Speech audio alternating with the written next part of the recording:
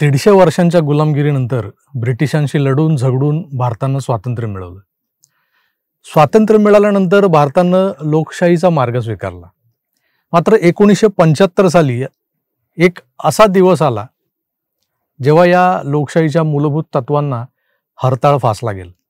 संपूर्ण देशाला एका भीषण वास्तवाला सामोरं जावं लागलं आणि तो क्षण होता, तो काळ होता आणीबाणीचा, म्हणजेच इमर्जन्सीचा. इमर्जन्सी म्हणजे आपल्याला दिसतात तत्कालीन पंतप्रधान इंदिरा गांधी, पण ही आणीबाणी एकट्या इंदिरा गांधींनी या देशावर लादली नव्हती. तर त्यांनी आपली सत्ता वाचवण्यासाठी इमर्जन्सीचं अस्त्र बाहेर काढलं होतं, पण त्या एकट्या काही या दडपशाहीचा जडजंबाळ वरवंटा सांभाळू शकल्या नसत्या. हा वरवंटा भारतीय लोकशाहीवर फिरला खरा, पण त्या काळात इंदिराजींच्या जवळच्या काही निवडक व्यक्तींनी आपल्या पदाचा, नात्याचा आणि प्रभावाचा वापर करून देशात एक प्रकारची हुकुमशाही निर्माण केली. कोण होते हे लोक?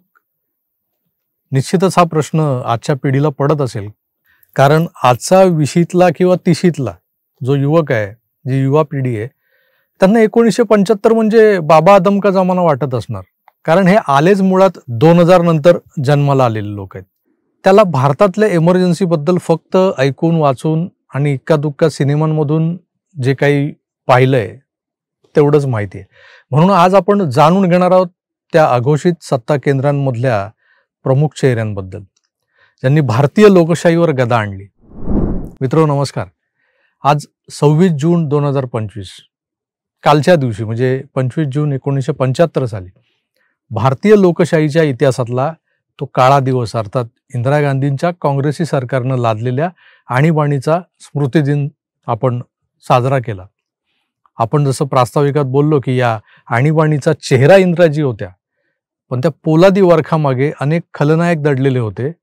त्यांच्याच करणीचा हा कच्चा चिठ्ठा, हा आलेख आपण आज वाचणार आहोत. सगळ्यात पहिलं नाव डोळ्यांसमोर येतं ते संजय गांधी. संजय गांधी म्हणजे अनौपचारिक सत्ता केंद्र. संजय फिरोज गांधी, अर्थात इंदिरा गांधींचे धाकटे पुत्र, राजीव गांधींचा धाकटा भाऊ. तसं पाहिलं तर त्यांच्याकडे सरकारमधलं अधिकृत असं कुठलंच पद नव्हतं, पण अधिकार मात्र अमर्याद होते. संजय गांधींच्या सत्ताबाह्य सत्ता केंद्राची चर्चा जगभरातल्या मीडियात व्हायची. अमेरिकन पत्रकारांनी त्यांना मुख्य राष्ट्रीय पर्यवेक्षक असं एक नाव दिलं होतं. संजय गांधी कोणतेही लोकशाही संकेत न पाळता थेट निर्णय घ्यायचे, आणि हे निर्णय होतेही तसेच बेधडक आणि लोकांच्या मूलभूत हक्कांवर गदा आणणारे, घाला घालणारे. पहिला निर्णय त्यांचा कुटुंब नियोजन मोहिमेचा. दो के बाद बस या मोहिमेमध्ये त्यांनी आपल्या बगलबच्च्यांना कामाला लावून लाखो गरीब लोकांची जबरदस्तीनं नसबंदी करून घेतली. नंतर दिल्लीतल्या तुर्कमान गेट सारख्या भागांमध्ये, शहरातल्या मध्यवर्ती भागातल्या झुग्गी झोपड्यांवर बुलडोजर फिरवून जे केलं होतं ते पाडकाम. एक सिनेमा आला होता किस्सा कुर्सी का, त्यात सरकारच्या धोरणांवर टीका केली होती. विशेषतः संजय गांधींच्या स्वप्नातल्या स्वस्तातल्या चारचाकी उत्पादन प्रकल्पावर म्हणजे मारुतीच्या उत्पादनावर टीका केली होती. तर या भावानं त्या चित्रपटाच्या प्रदर्शनावर बंदी तर आणलीच, त्याच्या प्रिंट्सही जाळून टाकल्या. ना रहेगा बास ना बजेगी बासुरी. जामा मशीद किंवा तुर्कमान गेटच्या परिसरातल्या तोडक कारवायांमध्ये अनेक लोक दगावले, असंख्य लोक जखमी झाले. त्या घटनेची चौकशी करणाऱ्या शहा आयोगानं या कारवाईचं वर्णन सर्वात मोठे अत्याचार आजवरच्या इतिहासातले असं केलेलं आहे. संजय गांधींनी दाखवून दिलं होतं की जेव्हा सत्ता संविधानाच्या नियंत्रणाबाहेर जाते तेव्हा ती विध्वंसक होते. यात संजय गांधींचे जवळचे सहकारी होते विद्या चरण शुक्ला, देशाचे माहिती आणि प्रसारण मंत्री, IB मिनिस्टर. यांच्याकडे संपूर्ण माध्यम व्यवस्थेचं नियंत्रण होतं. मीडिया म्हणजेच जनतेचा आवाज, पण आणीबाणीमध्ये तो आवाज दाबण्यात आला होता. यात विद्याचरण शुक्ला आघाडीवर होते. त्यांनी याच कालखंडात प्रिंट मीडियावर म्हणजे छापील वृत्तपत्रांवर सेन्सॉरशिप आणली. त्यांचा एक किस्सा मशहूर आहे, किशोर कुमारच्या गाण्यांवर बंदी घालण्याचा. सरकारी मुशायऱ्यात फुकट गायला नकार देणाऱ्या किशोरदांच्या गाण्यांना आकाशवाणी आणि दूरदर्शनवर वाजवणं दाखवणं या शुक्लांनी बंद करून टाकलं होतं. शुक्लांचं प्रसार माध्यमांवर बारीक लक्ष असायचं. सरकार विरोधी कुठलीही बातमी दिसली की ती थेट थांबवली जायची. स्टॉप प्रेसचे आदेश निघायचे. काही काळ तर वर्तमानपत्रांमध्ये छापलेला मजकूर आधी वाचून तपासल्यानंतरच तो छापायला दिला जायचा. ती वर्तमानपत्र प्रकाशित करू दिली जायची. तिसरे कलाकार होते हरियाणाचे तरुण मुख्यमंत्री आणि केंद्र सरकारातले मंत्री बन्सीलाल या आणीबाणी गटाचे एक सदस्य, तेही संजय गांधींचे निकटवर्तीय. त्यांनीच मारुती कार प्रकल्पासाठी जमीन मिळवून देण्यापासून ते शहरी भागातल्या त्या सो कॉल्ड अनधिकृत बांधकामांवरती बुलडोजर चालवण्यासारखे अनेक निर्णय संजय गांधींच्या सांगण्यावरून घेतले होते. त्यांनी आणीबाणीच्या यंत्रणेला अधिक बळ दिलं आणि सरकारी यंत्रणेला हुकुमशाहीच्या मार्गावर वळवलं.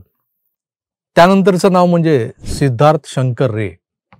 नाव कुठेतरी ऐकल्यासारखं वाटत असेल तुम्हाला. हा या आणीबाणीच्या दडपशाहीला कायदेशीरतेचा मुलामा चढवणारा एक मुखवटा होता. 1975 साली पश्चिम बंगाल राज्याचे मुख्यमंत्री असणाऱ्या सिद्धार्थ शंकर रे यांनीच तत्कालीन स्थिती पाहून इंदिरा गांधींना सांगितलं की आपण आणीबाणी लागू करू शकतो, तीही संविधानाच्या चौकटीत राहून. त्यांनीच राष्ट्रपतींकडून आदेश जारी करायला जे काही पत्र लागतं ते पत्र तयार करून घेतलं आणि सरकारला कायदेशीर कवच मिळवून दिलं. रे यांची जी भूमिका होती ती सरकारला अधिकृतपणे लोकशाही तोडून मोडून कारभार करण्याची मुभा मिळवून देणारी होती. या प्रसंगात नेहमीच एक नाव आठवणीने घेतलं जातं, ते म्हणजे RK धवन यांचं. इंदिरा गांधींचे ते PA वैयक्तिक सहाय्यक होते. RK धवन यांचा प्रवास जो होता तो एक स्टेनोग्राफर ते सत्तेचा केंद्रबिंदू असा झालेला आहे आणि हा असा त्यांचा उत्कर्ष होत गेला. या उत्कर्षामागची कारणं ही नेहमीच बंद दरवाजा आडच्या गुप्त मसलतीसारखी गुलदस्त्यात ठेवली गेली. अनेकांनी काही नाजूक नातेसंबंधांचा देखील उल्लेख केलाय, पण त्याबद्दल आपल्याकडे सध्या तरी कुठले पुरावे उपलब्ध नाहीये. त्यामुळे उगाच कुणाचं चारित्र्यहनन नको म्हणून त्या मार्गाकडे जायलाही नको. RK धवन म्हणजे पंतप्रधानांना कोण भेटणार, बरं ते या सरकारमध्ये कोण कुठे नेमलं जाणार हे इंदिराजींच्या वतीनं ठरवणारा माणूस म्हणून ख्यातीप्राप्त असे RK धवन. आणीबाणीत सरकारला त्रास देणाऱ्या नेत्यांना अटक करताना त्या यादीत कोण कोण असायला हवं याचा निर्णय घेत ती यादी तयार करणं हे धवन यांचंच काम होतं.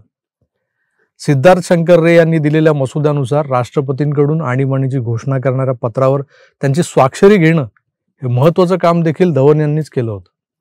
मूलतः ग्राउंड लेवलवर आणीबाणी संदर्भातले अनेक निर्णय हे संजय गांधींसोबत मिळून RK धवन यांनीच घेतले, तेही पंतप्रधान पदावर बसलेल्या इंदिरा गांधींच्या सहभागाशिवाय.